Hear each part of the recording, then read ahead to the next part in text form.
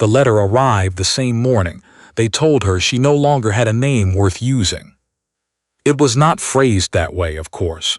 Her uncle's solicitor, a thin man named Mr. Quill who smelled of ink and something older, something like damp stone, had been very precise in his language. The estate of Thornfield Cross, he explained, had passed in its entirety to her cousin Bertram, under the terms of a codicil, added to her father's will in the final weeks of his illness. The original will, the one her father had written when her mother was still alive, when Philippa was still a child sitting at his feet while he read aloud by the fire. That will, Mr. Quill said, had been superseded. She had turned the word over in her mind for 3 days. The letter, which arrived separately, was from a woman she had never met. A Mrs. Hartfield, the housekeeper at Dunmore Hall, writing on behalf of the Duke of Dunmore, who required a lady's companion for his recently widowed mother. The position had been arranged. Mrs. Hartfield wrote through the offices of a mutual acquaintance. The salary was modest. The duties were light. The household was quiet. Philippa Trent had read it twice, and then she had done something she had not done since she was 9 years old, and her pony threw her into a ditch on the East Field. She made a decision without asking anyone's permission. She accepted the position. She did not tell her uncle. She did not tell Bertram, who had taken to walking through the rooms of Thornfield Cross with a proprietary slowness that made her stomach turn. She told only Mrs. Graves, who had been her mother's maid and then hers, and who helped her pack a single trunk and wept quietly the entire time. "You could fight it, Mrs. Graves said. Your father's solicitor in London. My father's solicitor in London has already been replaced by Bertram's solicitor in London," Philippa said. "They work quickly, these men. Then you could stay and wait." Philippa folded a gray dress and set it in the trunk. Wait for what? Mrs. Graves did not have an answer for that. What Philippa did not say, because she was not yet ready to say it aloud, was this. Dunmore Hall had belonged to her mother's family. Not her father's family, not the Trents with their careful English pride and their careful English wills. Her mother had been a Dunmore before she married, a younger daughter of an older branch, and she had left that house at 18 and never gone back.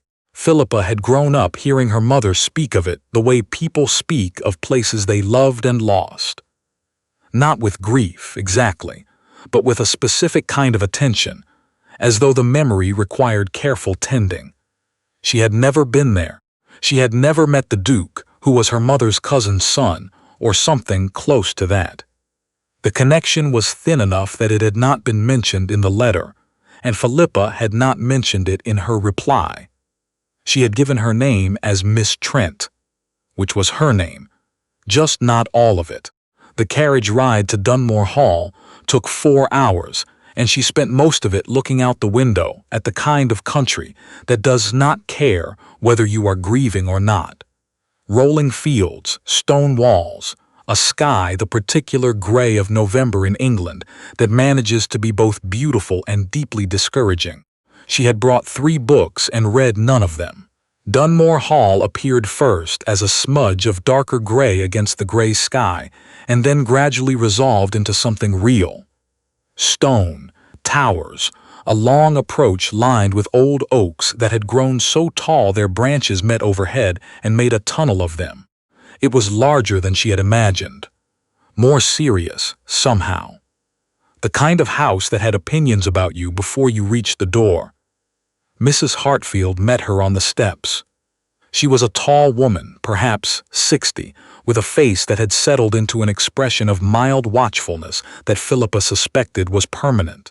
She looked at Philippa with the particular thoroughness of a woman who has assessed many new arrivals and formed accurate judgments about most of them. "Miss Trent," she said. "Mrs. Hartfield," Philippa said. There was a pause that felt slightly longer than necessary. "You'll want to rest before dinner, Mrs. Hartfield said. "The Duchess takes her meals early. 6:30. That suits me perfectly." Another pause. Your room is in the east wing. I'll have one of the girls show you up." The room was fine. It was, in fact, rather better than fine. A high-ceilinged room with long windows that looked out over the garden, and a fireplace that was already lit, and a bed that was almost aggressively comfortable after 4 hours in a carriage. Philippa sat on the edge of it and looked around at the walls and thought, "My mother slept in this house. She walked these halls. She knew these rooms. She did not know which room. She did not know which halls."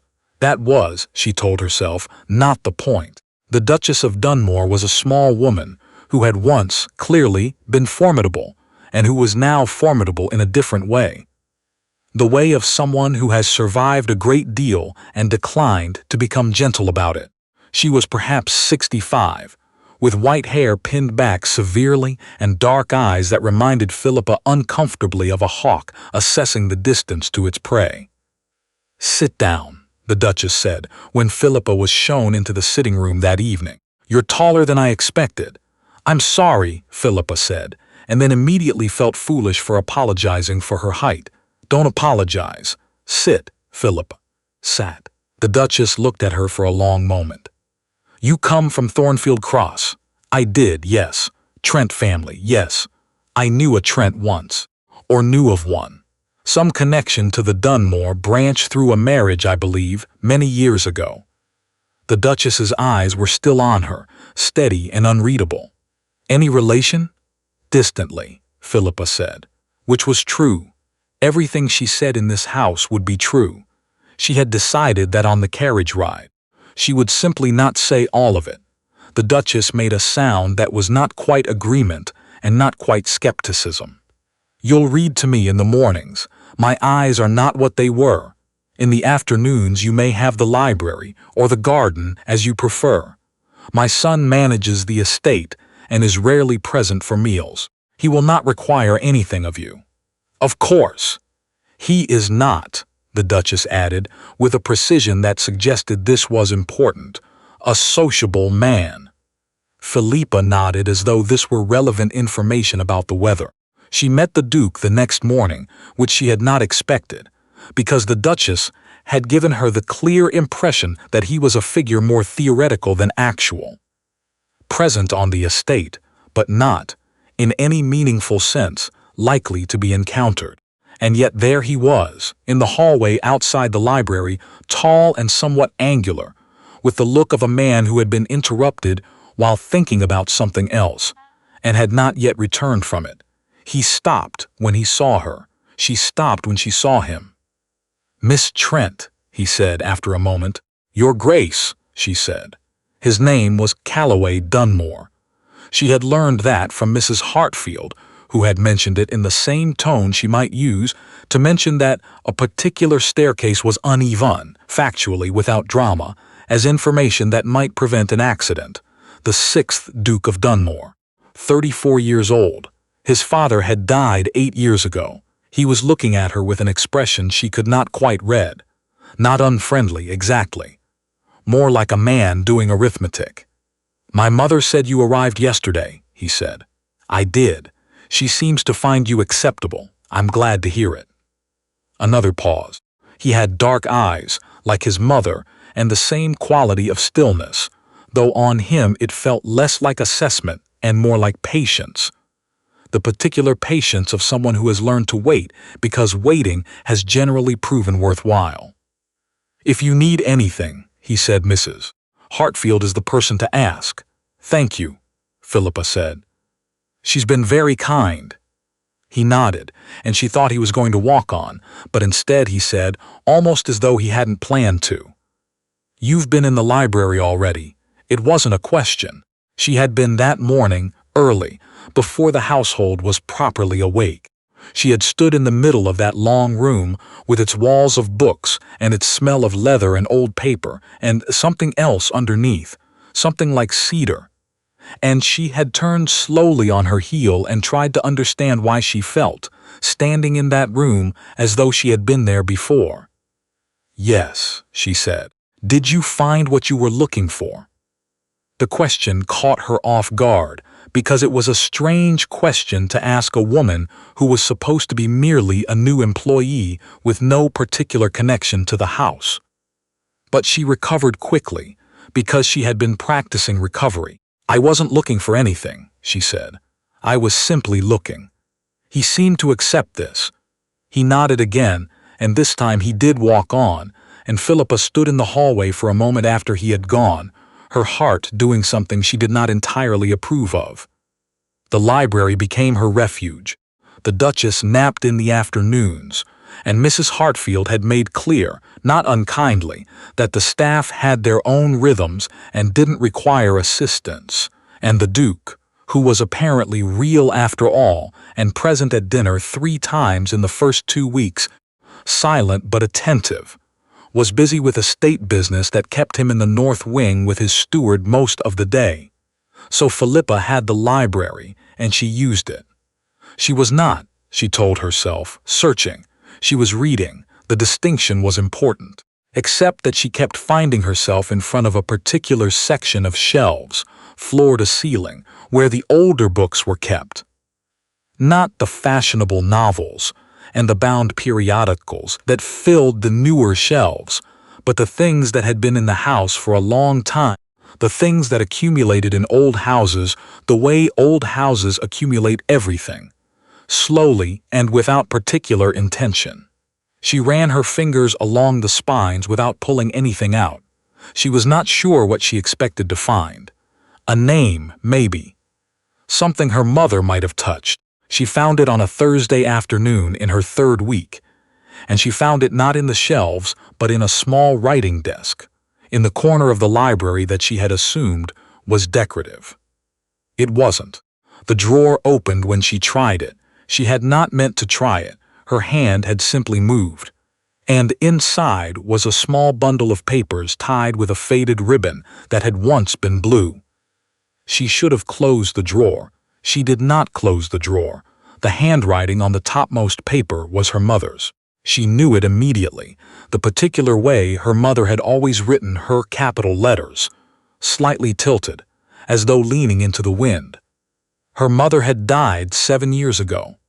Philippa had not seen her handwriting in 7 years. She sat down on the floor of the library, right there, with the writing desk above her and the bundle of papers in her lap, and she simply breathed for a moment.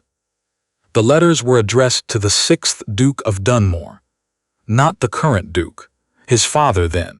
They were dated 12 and 13 years ago, which meant Philippa would have been about 15 when they were written, and her mother had never mentioned them.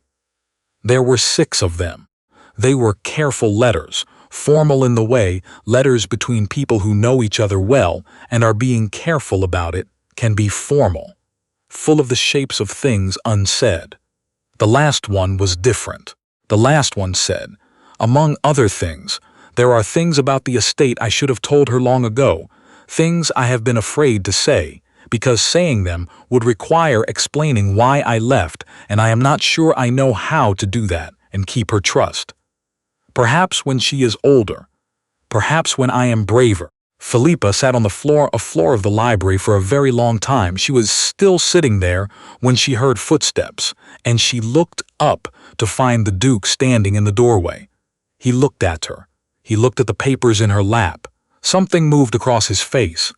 Not surprise, she thought. Something older than surprise. "You found them," he said.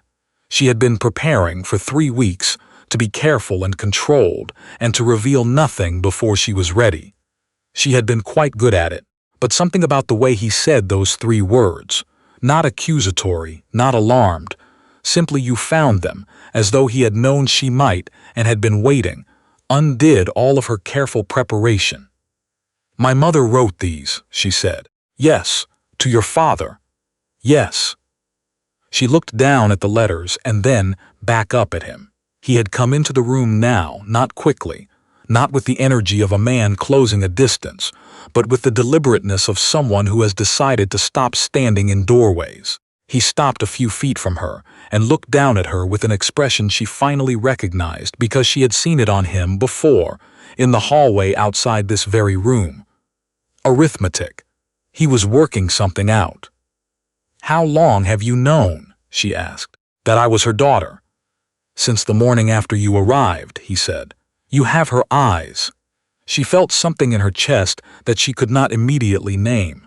Not anger, or not only anger. Something more complicated than that, with grief woven through it and something else underneath. Something she was not going to look at directly yet. "You didn't say anything," she said. "No." "Why?" He was quiet for a moment. Then he said, "Because I thought you might be here for a reason that was yours to explain when you were ready, and because I wanted to know what the reason was." A pause. "You're not actually a lady's companion, are you?" "I am presently employed as one. That's not what I asked." She looked at him steadily. "My father died 8 months ago. His will was altered in the final weeks of his illness in favor of my cousin. I was left with very little and no legal recourse, according to 2 solicitors and my own reading of the documents." She looked down at the letters. I thought perhaps here in my mother's house there might be something. Some record, some understanding of what she had or what she should have had or what had been." She stopped. She pressed her lips together. "I was not certain. I am still not certain. I only knew I had nowhere else to go, and this was the only place that had ever felt like it might have answers." The Duke sat down, not in a chair on the floor, a few feet away from her, with his back against a bookcase and his long legs stretched out in front of him and his hands resting on his knees. It was such an unexpected thing to do, such a thoroughly unducal thing to do, that she stared at him. "My father's papers," he said, "are in the study off the North Hall. I have been through most of them in the years since he died. There are letters from your mother, more than these. There are also documents, legal documents, relating to the Dunmore property that was settled on your grandmother's side of the family, which your mother was entitled to as the eldest daughter of that branch and which she never claimed." Philippa was very still. "It was not," he said carefully, "a large entailment. But it was not nothing either, and it passed when your mother died to her children." He looked at her. "You are her only child." "Yes." "Then it passed to you." The room was very quiet. Outside somewhere a bird called once and then stopped. The fire in the grate had burned down to embers. "No one told me," Philippa said. Her voice was steady. She was proud of her voice. "No one told your mother either," the Duke said. "Or rather, someone should have told her when she turned 21 and didn't. Whether through negligence or intention, I have not been able to determine. My father knew, or suspected. The letters suggest he knew. He intended to write to her, I think. He died before he did." "How long have you known this?" she asked. "Not about me. About the entailment. 3 years. Since I was going through his papers and found the documents." A pause.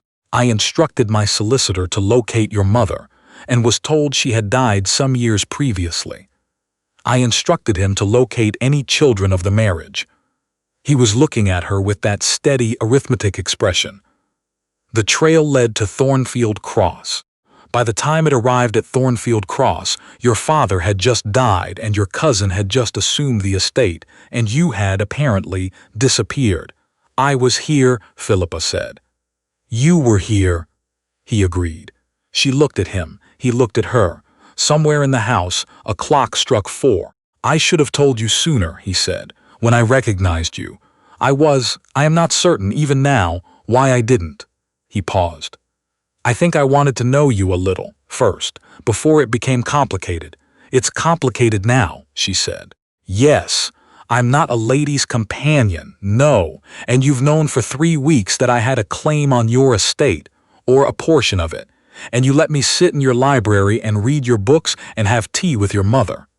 "My mother," he said, "has taken a great liking to you, your Grace Calloway," he said.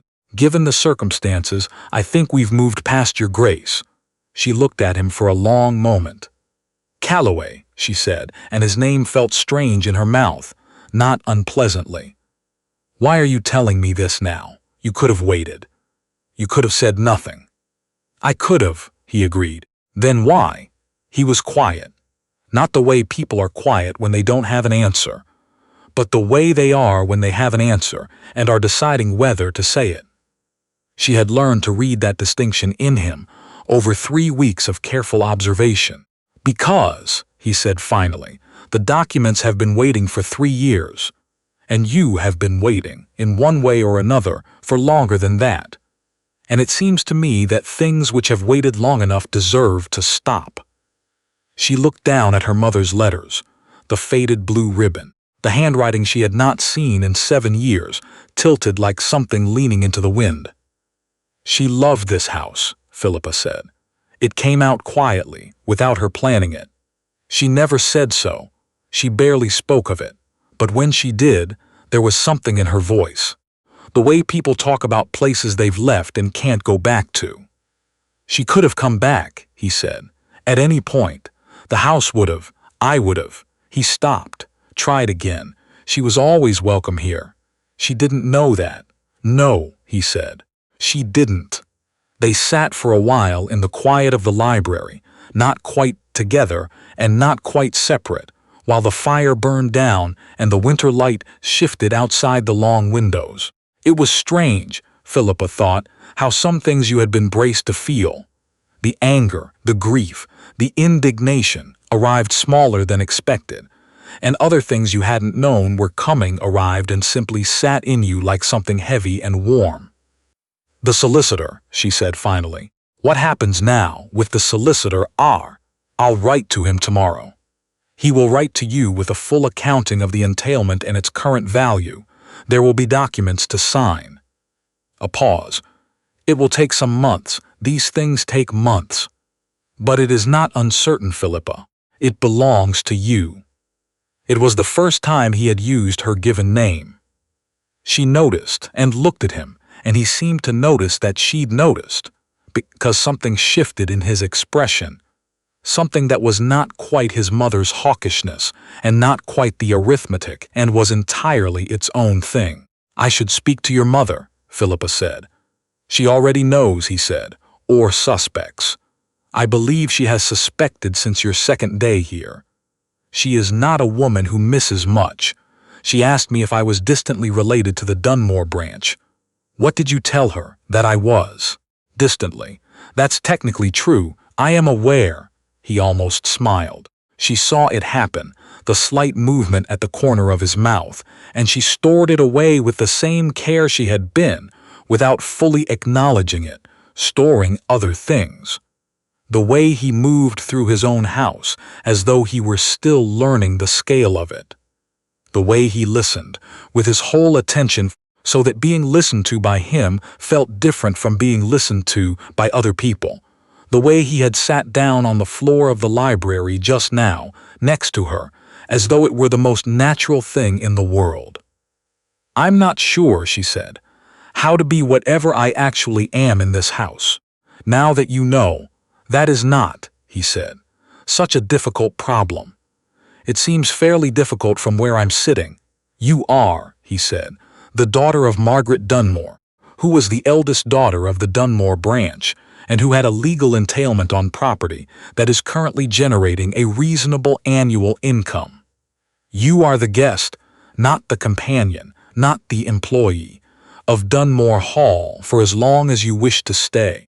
And you are, he paused very briefly, someone I am glad my father's letters waited long enough to bring here. Philippa looked at him for a long moment. Outside, the winter light was going. The room was getting dark at the edges, the fire too low to push it back. In an hour or so, Mrs. Hartfield would come to light the lamps, and would find them sitting on the floor of the library, the Duke and the woman who was not a companion, surrounded by letters that were older than either of them.